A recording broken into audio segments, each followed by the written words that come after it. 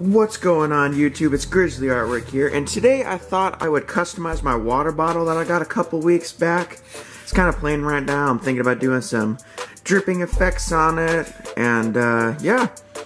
If you have any recommendations of what I should paint next, leave a comment as well as a like and a subscription if you like my content. Alright, let's get into it.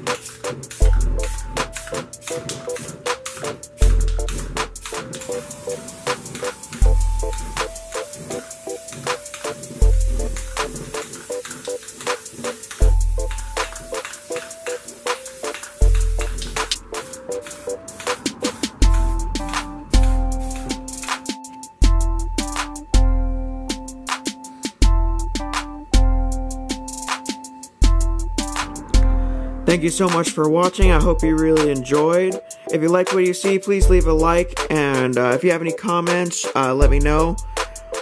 Now, if you'd like to support me and my channel, I have a website called grizzlyproduct.com, so go check it out. And thank you, and have a great day.